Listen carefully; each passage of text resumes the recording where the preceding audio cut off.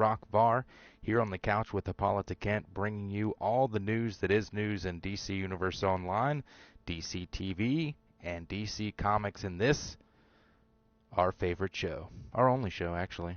So it was bound to be our favorite by default. Hippolyta on the couch with me tonight, not live on the mic, but I'm sure you'll hear her talking in the background some. We have a lot to talk about. Frankly, I'm surprised that we're able to do the show tonight because for the past couple of days. Now, that will obviously be solved over time, and we just have to be patient with it. But in the meantime, it has been a little hit or miss as far as when you can get in, and now we're seeing pretty long, not super long, but kind of long queue times to get logged in, and we haven't seen that kind of a delay in DCUO since the game went free to play. That's when we started seeing a lot of that having to wait to get in. I really don't have specifics on what's happened over the past couple of days. They did an update. I'm going to read you what was put out in the update and what happened directly from the patch notes. But for some reason, and I don't know why, after that there started to be a real problem. After they did the last update, we started to see some glitches happening. I'm sure you noticed that, like for example, when you get knocked out and someone would revive you or not revive you, the little menu bar didn't show fully. So you couldn't tell whether you were revived or not. You couldn't see the little countdown bar showing your, remaining health or whatever. So there were some hiccups happening. Apparently there were some bigger glitches happening in the 8-player raid. They shut the new raid down for the time being, hoping that would fix the problem. It didn't.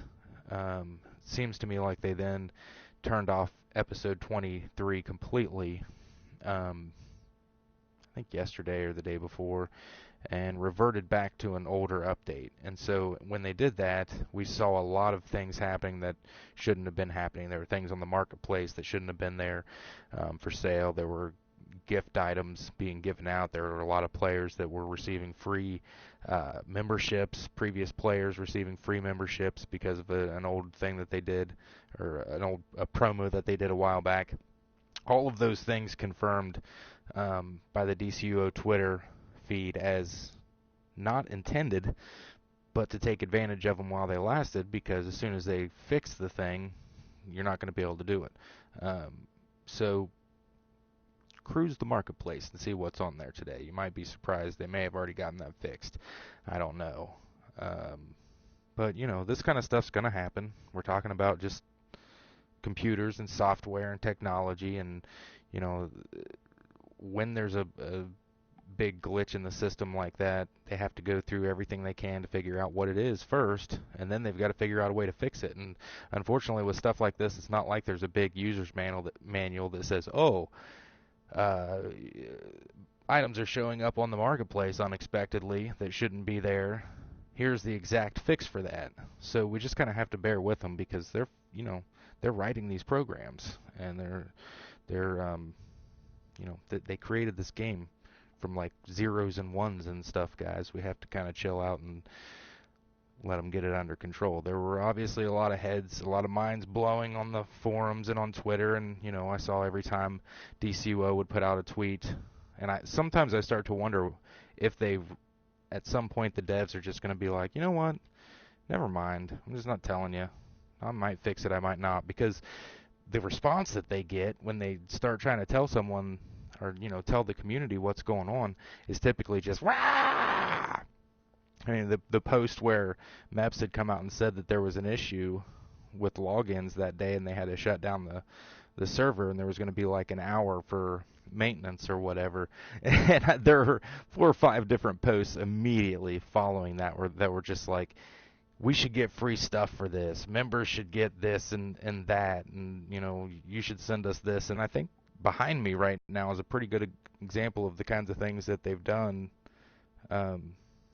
for us as is. So I don't ask for and I don't expect anything. I just hope that they get it fixed, and I hope when it's all said and done, they get time to, chill out, sit down with their family, drink a beer, eat a pizza, whatever it is that they do in their off time, and enjoy themselves sooner, because you know how it is when you have a job, guys. Well, maybe you don't. Maybe that's part of the problem, but they go to work, they come home, they want to enjoy their time with their family, they want to have their routine day, which for me, you know, if I get to play DCUO at night and I get to stream or whatever, I'm happy. Well, imagine you're one of these devs and you go home and you get a call that says, "Oh, the whole world has blown up. We need you now," and you end up pulling an all-nighter or whatnot to try and resolve an issue. You still have to go to work the next day. So we're looking at 3 or 4 days now that these guys have been busting hump trying to get these issues resolved, and I feel like I kind of wish I was in Austin, Texas, so I could take them like a pitcher of tea or something, you know? I don't know if that's how it was when people would come over and help when I was growing up around the farm and whatnot. You know, make them a pitcher of tea or take them something to, you know, I don't know, but at least, or say thank you, or go out and stand outside the building and camp out there until it's resolved, just to show support. Be like, yeah, thank you guys. That could happen, but it probably won't. So anyway, I'm going to read you a little bit about what happened, and Kara's going to join in the conversation because she knows a lot about what goes on behind the scenes at DCUO, don't you? So if you were a dev, how would you resolve this issue, Bailey?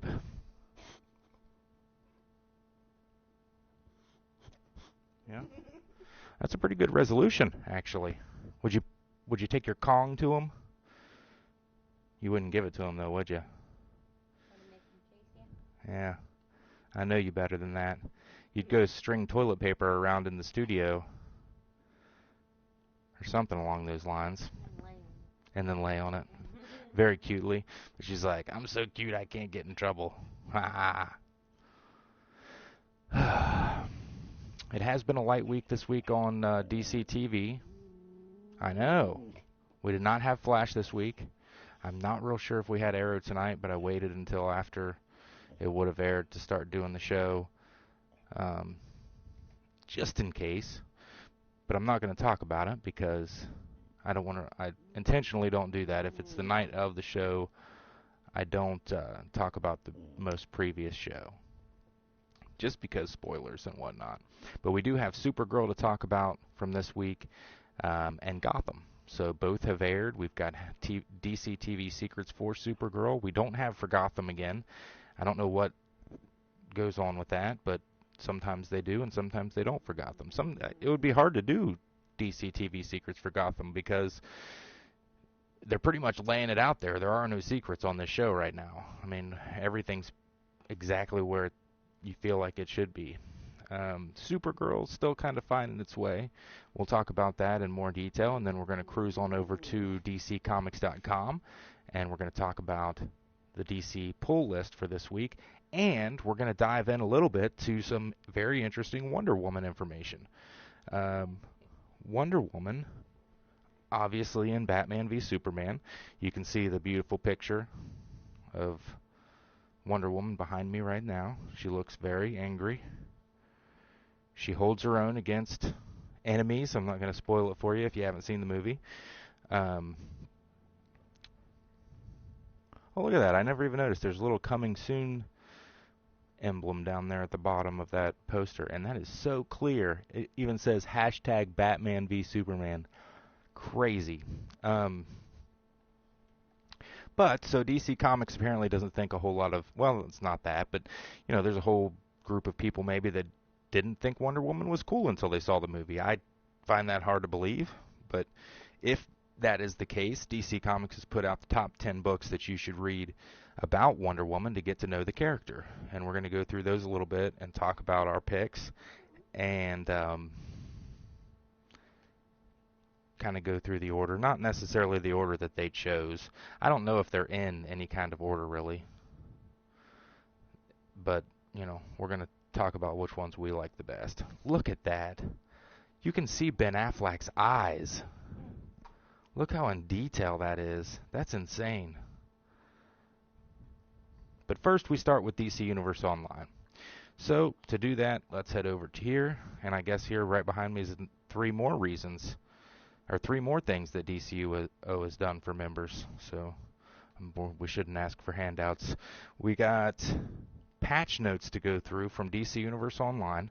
For those of you who may be watching the show for the first time, DC Universe Online is an MMORPG. We create our own characters, we level them, we gear them up, and we make them have backstories. We pick powers and movement modes and just all sorts of things. So if you haven't seen it before, I urge you to go to DCUniverseOnline.com, look at the video there that they've got of the game. It's free to download to your PC if you're a PlayStation 3 or 4 player. It's also free to download from the PlayStation Store. And if you play PS3 or PS4 and your friends play PC, you can all join each other now because we're all on the same server. This is what happiness looks like. What you see before you right now. This is what happiness looks like. So, without further ado, we're going to head over to the patch notes on DCUniverseOnline.com in the forum section under live update notes. There was a server hotfix April 12th, and this is what they did.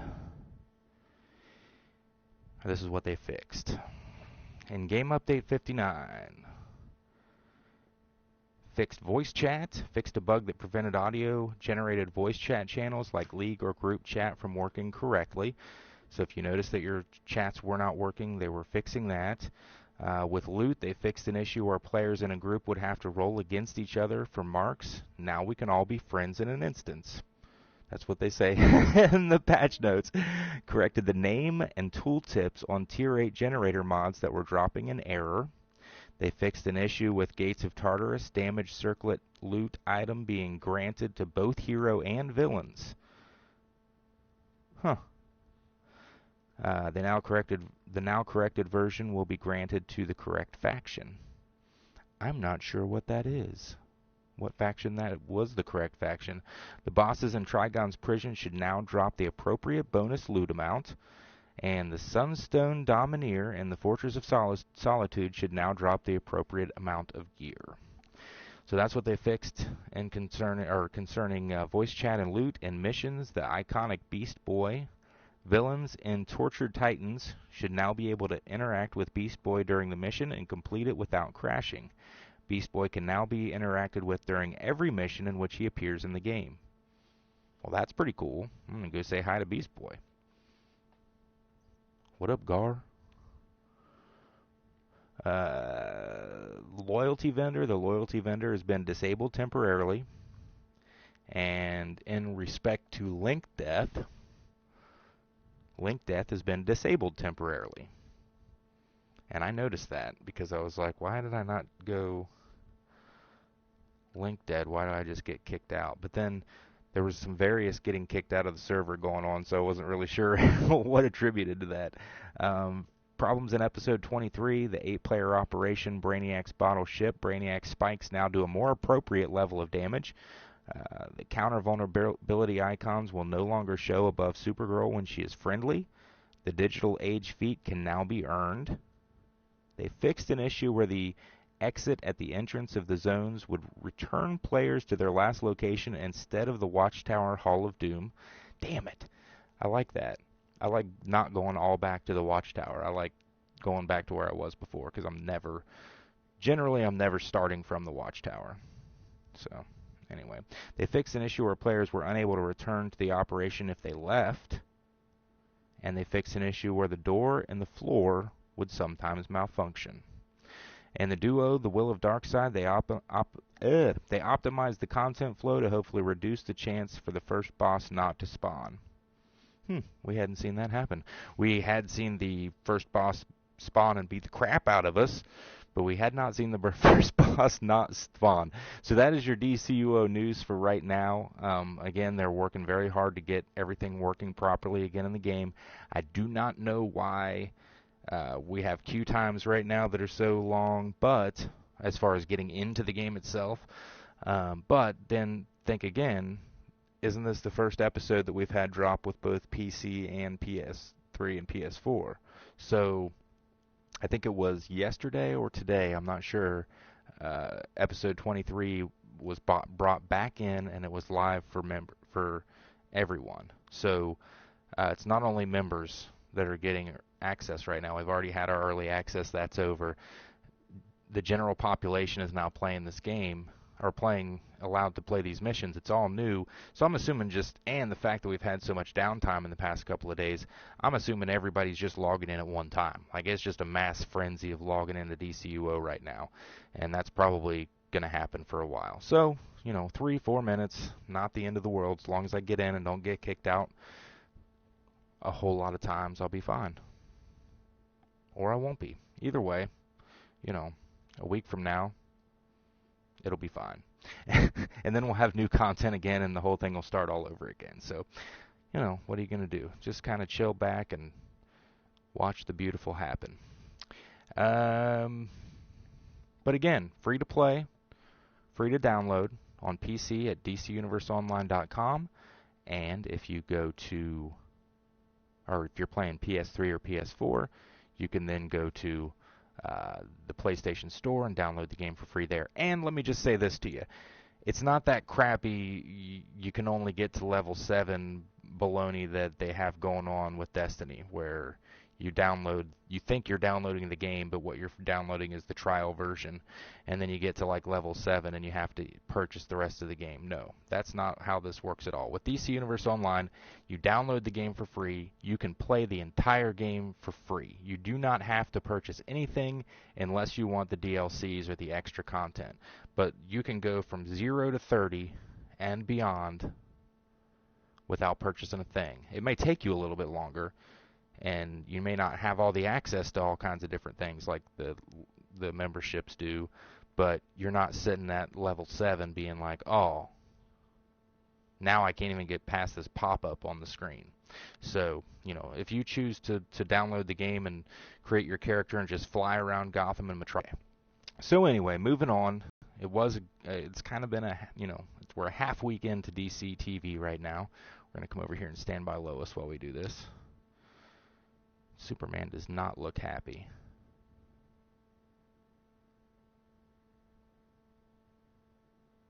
And his hair's messed up. How does that happen? Superman's always got the perfect do. I don't know.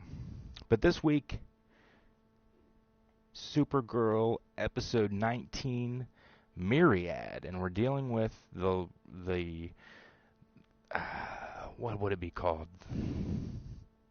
The disaster that happened last week? It wasn't a disaster. Well, yeah, it was. I mean, last week when they left us, we had no idea really what was going on, other than the fact that pretty much everybody in National City was just walking down the street like the Pied Piper was calling them.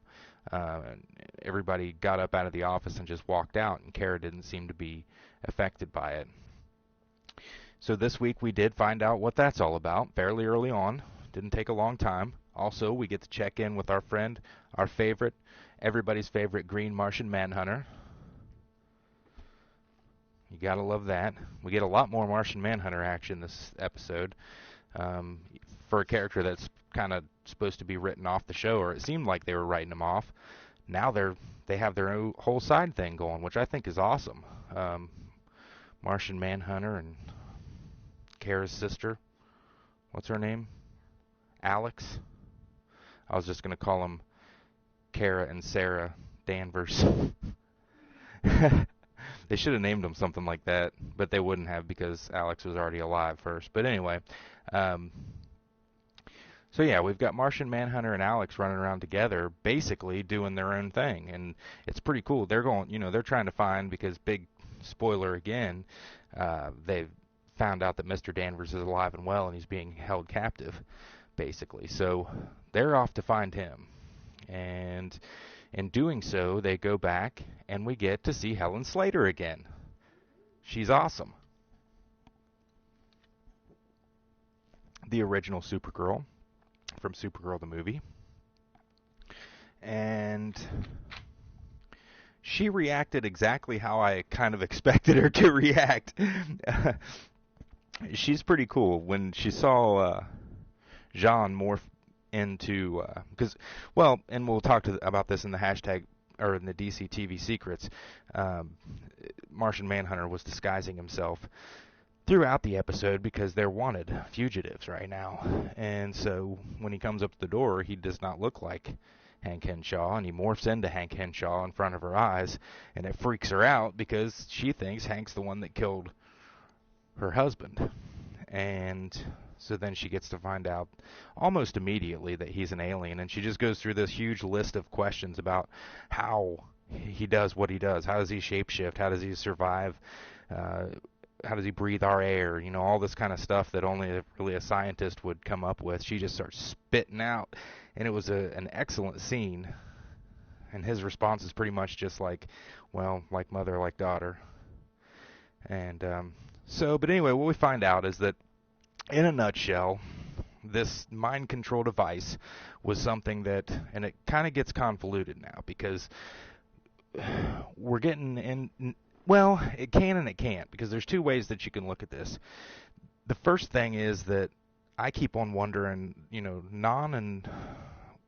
I always forget Kara's aunt's name too, but Astra. Okay, so Non and Astra, thank you, Lida. Non and Astra have had this plan that they were going to implement on Krypton to try and save Krypton. And it's this plan that gets them put in the Phantom Zone. And every time we start talking about, or they start talking about this, I immediately have to think, well, where does Zod play out into all this? You know, how, you can kind of see in this, what I'm about to tell you makes sense, that they can kind of go off on their own little blunder and get caught as well. But then that takes away from Non being part of Zod's plan, unless Zod just had this master plan and he was pulling the strings on these folks. But at any rate, that Astra had figured out a way to use mind control on a global scale, and she was going to mind control basically all the Kryptonians into understanding that the world was going to destroy itself, or they were going to destroy the world, and do something to fix it. She saw the problem, she saw a path that she could take to fix it, but she couldn't get anyone to believe her. So the next step in her mind was to mind control them into believing her, and then she would save the planet. After the planet's saved, who knows what her plan was? Either to rule. Non's plan probably was to rule, but you know, who knows what her plan was? Maybe she was going to shut off the device. We don't know. But the device was called Myriad, and that's the title of this week's episode. So as they explore kind of the backstory of how they created this and what the intention was, we start to find out that some people are immune to it, or we think that they're immune to it. Number one, Supergirl's immune to it. So she's, you know, which makes no sense to me, really, because it was created to use against Kryptonians. She is a Kryptonian, but they're saying that it's because she's not a human that it doesn't affect her. And I never really caught that part of the episode. Okay, so Lida's saying that possibly Indigo messed with it to make it work on humans, because Indigo is a big part of this episode as well. Laura Vandervoort, oh my god! Holy crap, she is awesome as Indigo. She is phenomenal. And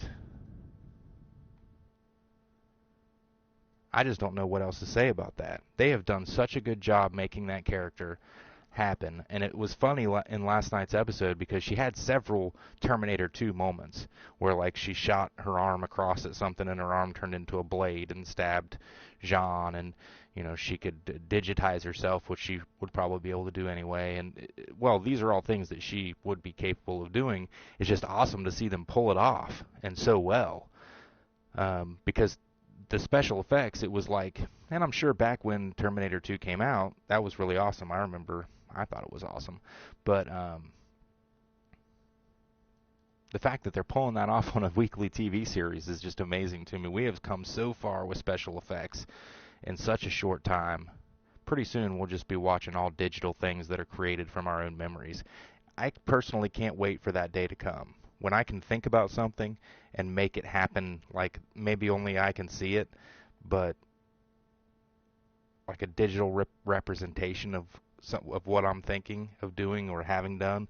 Anyway, so back to Supergirl. So now we know that Astra and Non have had this plan to implement this brain control device on Earth. And that way they can basically make all the Earthlings do their bidding and help them stop any crisis that would destroy Earth. So the goal, I guess, is to brainwash everyone into, well, it's not that I guess, it is what it is. The goal was to brainwash everyone into fixing Earth's problems. So you can imagine all this, and so it just the whole world basically becomes worker bees to help society grow, which essentially would work perfectly, except for the fact that you've got some overlord who's implanting things in your brain to make you do this. Literally, they can control what you say. It's right down to that. So Kara, for whatever reason, or if they explain it as because she's an alien, isn't affected by it. Maxwell Lord has created some kind of an ear device that scrambles the signal, which they're using Max's satellites to bounce the signal back down on everyone. So he has invented some kind of a device he can put on his ear. Looks pretty much like a hearing aid that deflects those signals, or scrambles those signals rather, and that way it doesn't affect him. Now, even though he has had to wear some kind of a weird techie thing on his ear, he has made earrings for Kat that have also disabled this signal from getting to her. So now we have Kara, Maxwell Lord, and Kat Grant that are not affected by this signal. Yeah, so no big shocker here. And almost immediately, Kara's like, she doesn't know what to do. And it's not that she's not good. It's not that she's not a great superhero, but if you really look at it, to this point in her career, she's had a team behind her. I mean, she's had a group of people pretty much pointing her like a loaded gun and saying, here's what needs to be done, here's how you do it, go for it. And then she would be able to complete that task. So now for the first time we see her alone making these decisions. And she's scared, and she should be. I mean, she's still, after all, a teenage girl. Well, whether she was a girl or a boy, she should be scared, because she's smack dab in the middle of a Kryptonian war on Earth, and it's only her against them at this point. So she calls for help. She calls Superman. And for the first time, and I really thought it was coming. I mean, I was thinking to myself, this is it. And they even, Clark comes to her aid even. He texts her and tells her he's on his way. She goes outside, and we can see Superman off in the distance flying towards the camera. He gets close to the building that she's standing atop with Kat Grant, and immediately he drops down into the crowd and joins the march towards wherever the people of National City are going. And so Superman is also affected by this signal. So they are now mind-controlling Superman. And my thought is, if they're mind-controlling Superman, I mean, we see later on in the episode they use Jimmy against Kara. I don't understand why they wouldn't just level the city now. They have a Kryptonian under their control. I mean, they could pretty much just dominate the world that way if they wanted to. But again, they can't have that because Superman can't just run into the show and save the day every week. Once that starts happening, Supergirl doesn't have a show. So, she's got to deal with this problem. And so they eliminate that. They eliminate the help from Superman. Jean and Alex seem to be on their way to help. Basically, we think all is lost. And it pretty much is at this point. Supergirl ends up in a altercation with Indigo, and Non, in which 3 people from the office that she's in just walk off the top of the building, plummeting to their death. It's Jimmy and Wynn and some no-name person. Kelly, was that her name? Okay, so now she's not a no-name person. Her name is Kelly. She will forever be remembered as the girl that Supergirl dropped. No. But so they all walk off the ledge, and this is the classic "Who will you save?" and Supergirl's got to save them all. And I, I'm not gonna be too hard on this point. I really, really wanted to when I saw it, but then I thought of the fact that we are watching a TV show. The effects crew tried to do the best they could to explain what was going on in this situation. You know, some things just have to be for the plot. And obviously they could have thought of some different ways to do it, but they didn't, so it's okay. But, well, I wouldn't say that, but I will say I'm not going to harp on it. So these three people go off the building. Supergirl goes down as fast as she can. Whoop, she picks up Jimmy. Whoop, she picks up Wynn. Not sure if it was in that order, but it seems as though she just kind of backs off and hovers there and watches this other girl just plummet to her death and splat on the concrete. And she's severely upset about it. It's not as though this is something that she wanted, but they just didn't play it out right to where it looked believable that she couldn't have caught her. She's only got two hands. There we go. I don't know what she was supposed to do. Now, granted, neither of those people weighed more than a dime to her, but somehow or another they had to prove the point that she can't save everyone. And I think that was the point, is that no matter how hard she tries, she's not going to be able to save everyone. And it's not her fault for simply not giving in to the villains, because you cannot just give in to the villains. I mean, that's kind of the way they make it out, like, well, if you would have just done what they asked, she wouldn't have died. Well, maybe, or maybe, you know, she would have died inevitably doing whatever they were telling her or mind controlling her to do. So they're proving the point here that she is an up-and-coming hero. She is working to get herself to that next level, but sometimes the odds are just so impossible that stuff happens. You know, alien or not, Kryptonian or not, she's still a kid. And even an adult would have problems in that situation. Even Clark wouldn't. Well, Clark would have done something, but maybe unless it was Man of Steel, then he would just crash the building over. But you know, so that's where they were going with that. So I urge you, when you watch it, to kind of give them the benefit of the doubt and not necessarily be so hard. I could see immediately when that happened, I could just feel the eruption on the K-Site forums of all the people who were like, Supergirl would never do that. Because I know if it was Smallville, it would have been, Superman would never do that. Look how they're degrading the character. They made him not care. So, you know, just chill a little bit. She'll be back in action. But we don't know what's going to happen yet. We still have to see the resolution of how in the heck are they going to stop this problem. They don't know how to stop it. They don't know how to reverse it. According to Kara's mom in the Fortress of Solitude, so according to the AI of Kara's mom, it can't be stopped. Superman is under mind control. What you gonna do? What's gonna happen now? I'll tell you what's gonna happen now. The Flash is gonna show up on Supergirl. Because I don't know if we've talked about that yet, but that's happening.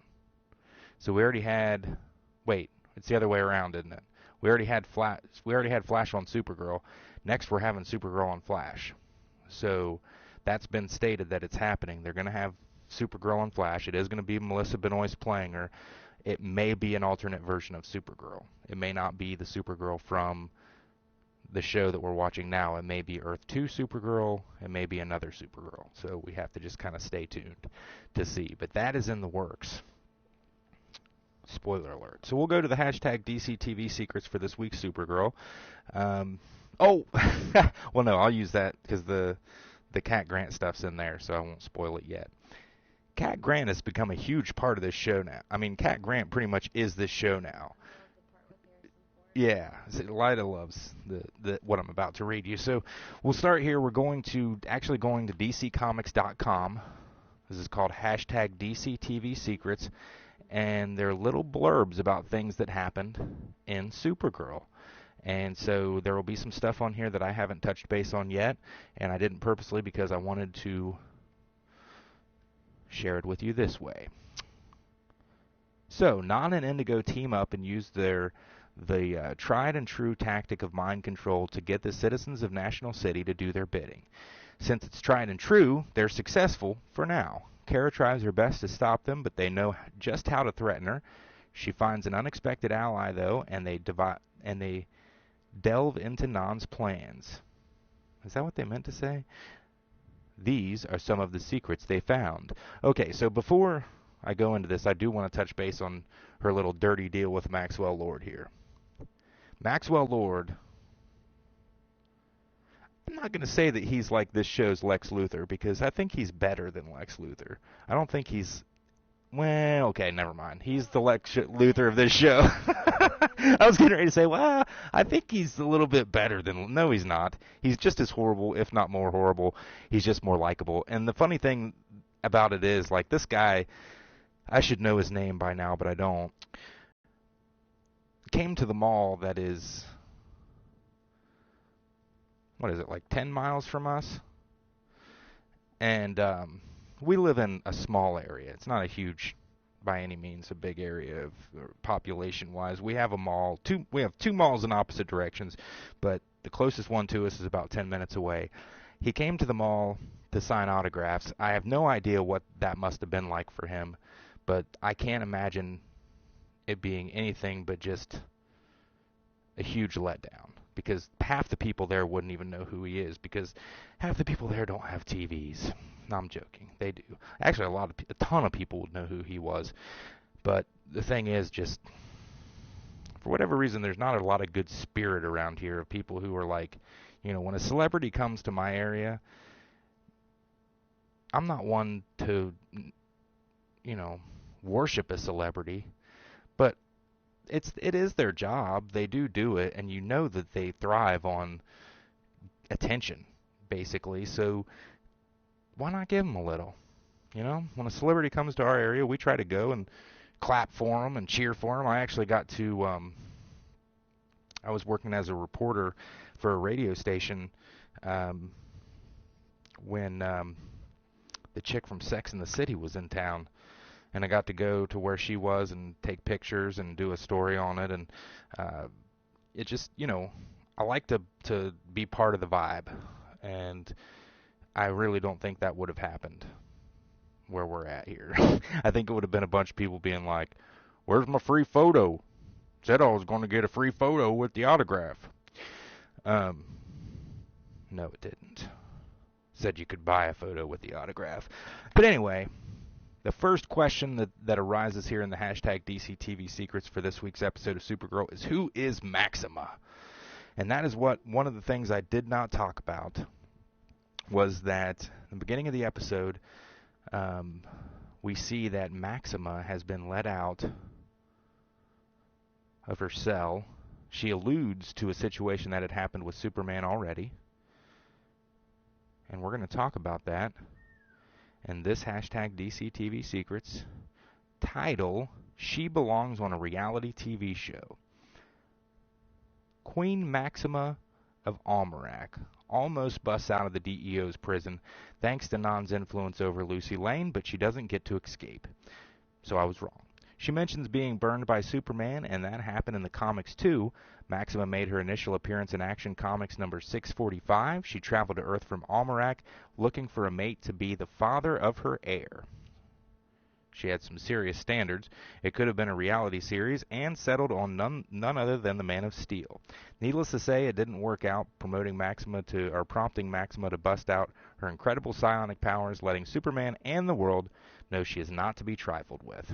A Maxima on the loose would be bad news for National City, so let's be glad her escape was thwarted for now. Maxima also showed up on Smallville. Was Clark on Red K when that happened? Because I feel like they were kind of together for a minute, or who knows, something like that. I'll have to rewatch that episode again. The next one, titled Stick with What Works. When Jean disguised himself as a small child, he kept with the green motif by using the color in the kid's outfit. We've called out his affinity for the cool shade before, but it's always a fun nod to his true identity, and you'll see that in most everything that, normally in DC Comics, when you see a shapeshifter, they tend to be wearing the color of whatever their skin would typically be. The last one here, and this is the one that got Lyda so excited, was he just needs to give up already. And this is referring to something that Kat Grant says. Kat is overheard on the phone complaining about how Harrison Ford keeps asking her out. She says she's not interested in older married men, and that's because she's married to him. She's in real life. So, that's your nod to that. It says, come back next week to get the scoop on the season finale. What? No, what? Oh, crap. I didn't know that. Next week's the season finale? Damn it. I hate that. I wish there was no season finale. I just want year-long shows. I'm not going to be here next week to watch it either. I'll have to do a week late. Oh, Peter Fasinelli. Okay. Wow, he doesn't look happy in that picture. At all. That's Maxwell Lord, ladies and gentlemen.